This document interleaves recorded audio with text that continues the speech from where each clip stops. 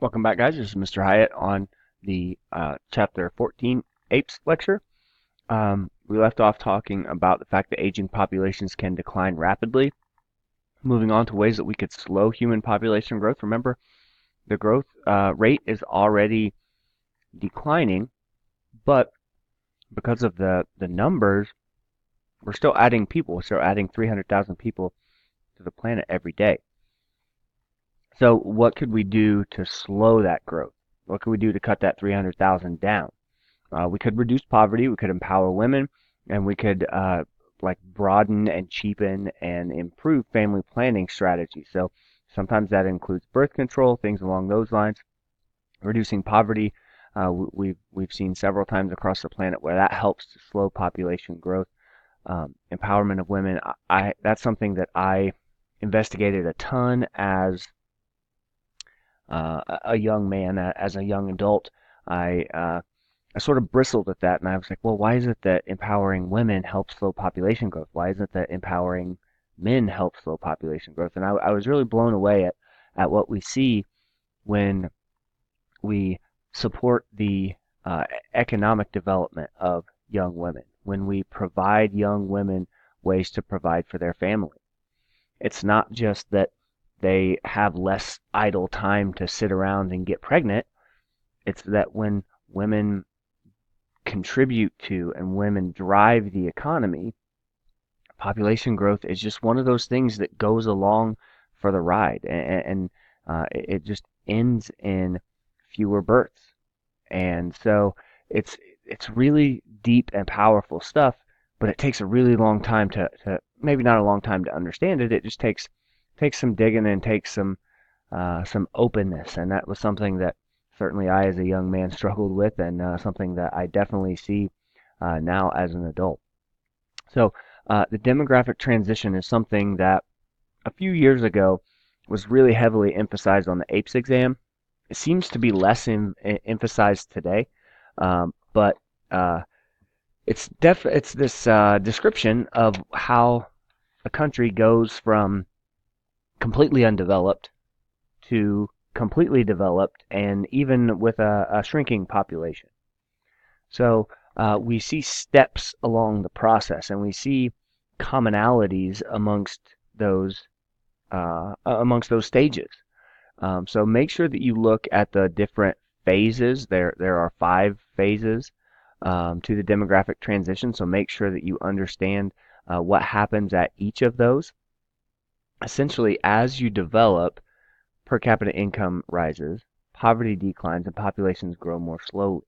There's a phase where population stabilizes because births improve, deaths decrease, or they both level out. So make sure you understand the demographic transition. That's something that we're going to spend some time in class talking about. I know I'm kind of doing a bad job of summarizing it right now, but we'll definitely talk about that in class.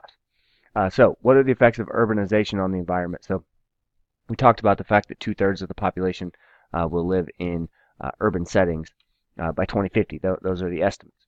Currently, about 53% of the world's population, 81% of Americans live in urban areas. So urbanization causes lots of waste, lots of pollution, and lots of poverty.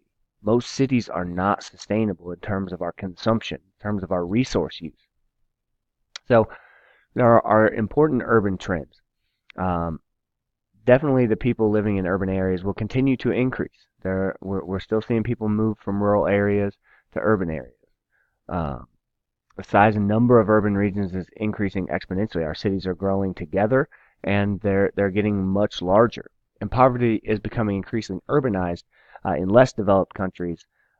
We see these massive, for lack of a better term, ghettos in the developing world.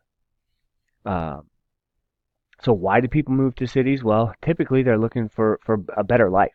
They think that there certainly are more jobs in the city than there are in the country. That they're hoping for better living conditions. Many times they're pursuing education, better schools in the city, more resources, things along those lines. Maybe they're looking for food, and maybe they're looking for healthcare. I talked about in the last video about maybe they had to drive 200 miles to get to birth control, as opposed to living in the city. You go around the corner and there's CVS.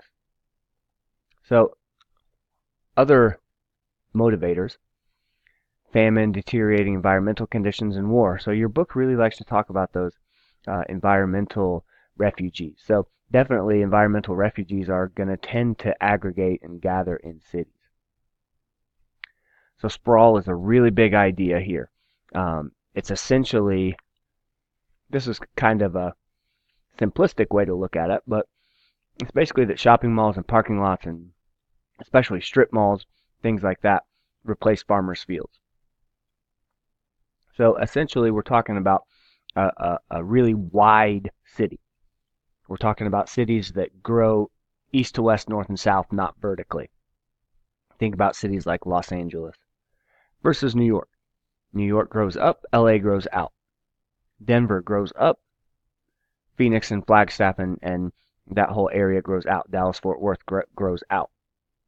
Product of lots of affordable land, the fact that we can drive, most of us have cars, the federal and state funding of highways. We don't have to pay for our roads as individuals. We chip in with our taxes, certainly, and with our gas tax and things like that. And then a lot of it, truthfully, is just by inadequate urban planning. The city gets bigger than it was once thought that the city would get, so it's planned poorly. Definitely contributes to environmental problems and natural capital degradation. Um, we see that the more time that you spend in the car, the the more you weigh, the higher your blood pressure is, the higher rates of asthma we see. So there are lots of things that get contributed, things that get exacerbated, I'm sorry, by sprawl. Urbanization, of course, does have some advantages, or people wouldn't do it. People wouldn't move to the city if it was all disadvantages. Centers of economic development, you can get jobs in factories in cities. Those are tough to find in the country. Definitely centers of education, social and cultural diversity for sure, and again, other job markets. In general, people who live in urban areas live longer and have better healthcare and education. So those are pretty strong pulls to live in the city. But it's unsustainable. Those pulls put an undue burden on the environment. There's not a lot of vegetation. We see water problems. Think about Flint there. But not just Flint. All cities, not all cities, many cities have water problems because you have so many people consuming water and pulling water out of maybe one reservoir. Definitely going to concentrate pollution, going to concentrate waste. We're going to have ways to deal with many people's wastewater, things along those lines. We see health problems. We have noise and light pollution in cities. If you don't, if you're not familiar with those phenomena, I encourage you to go to Turkey Run this summer and camp and leave your cell phone at home, and then go outside at midnight, 2 o'clock in the morning, and just listen and look and see what you see. It'll be quiet and it'll be dark. Then maybe don't do it at 2 o'clock in the morning. That's bad advice from a teacher. But do it at night when it's nice and dark. And then do the same thing at your house. You'll probably see a street light from your house. You'll probably hear car doors closing. You'll probably hear traffic in the distance. And think about things like heat islands. Cities hold heat. All the concrete in the city holds heat. So we see that the climate gets disrupted. So birds that live in the city are affected. Lots of organisms that live in the city other than humans are affected. So population experts see some important urban trends here. People crowd slums that's the word I was looking for earlier, not ghettos. But people crowded into slums, living in squatter settlements and shanty towns at the edges of cities. There's not no clean water, but not much clean water. Tough to find proper food. Again, there's just too many people living in areas of high pollution or in environments prone to landslides, floods, earthquakes, and fire. If you're poor, you got to live where nobody else wants to live. And if you move to a city and it doesn't work out the way that you thought it might, if you're fleeing persecution, you're fleeing without a lot of resources, the odds are you're going to end up in an area that nobody else wants to live. So how can we be better? How can we make our cities more sustainable? And this is really going to come back to sprawl. The wider the city is, the larger the footprint. Number one, you're destroying more land. You're paving more land. Number two, you're going to have to drive more to get around on that land. So if we can limit our sprawl, we can improve the sustainability of our cities. Um, Compact cities like Hong Kong and Tokyo, where you don't need a car, you can walk, you can bike, you can use a subway, you can use a bus, things like that. Um, Contrast that with a dispersed city. I can remember being in LA and getting on a city bus, and seemed like it stopped 40 times in 3 blocks because there were just so many people, there was so much traffic, and the city was so spread out that we had to pick up and let out, like I said, a ton. You're definitely more dependent on a car. Excuse me, I'm sorry about that. But definitely they have adverse climate effects, environmental effects. Advantages and disadvantages of cars. These are probably not shocking to any of you. Comfortable and convenient. A lot of our economy is tied to production and maintenance of cars and roads, but there are disadvantages like these things. Also, fewer of us fit on a car than fit on a bus. Think about the amount of gasoline it takes to drive a passenger mile. If I'm one person and say I drive 30 minutes a day, I'm using a certain amount of gasoline to drive my SUV, drive my truck. If I'm one person and I ride on a bus with 50 other people for 20, 30 minutes a day, my individual gasoline usage is lower. Now, yes, a bus gets fewer miles per gallon than a Ford Focus or a Prius or something along those lines. There are high efficiency buses as well. So it's not what I'm trying to get at is it's definitely more fuel efficient if we can use mass transit. And so, you hear sometimes about carpooling and things along those lines. OP and I live near each other. We could theoretically ride to and from work each day, and we could cut our fuel consumption between the two of us in half. We could use half the gasoline that we currently use. Of course, then I'd have to ride in a car with OP twice a day, but I like OP, so no biggie.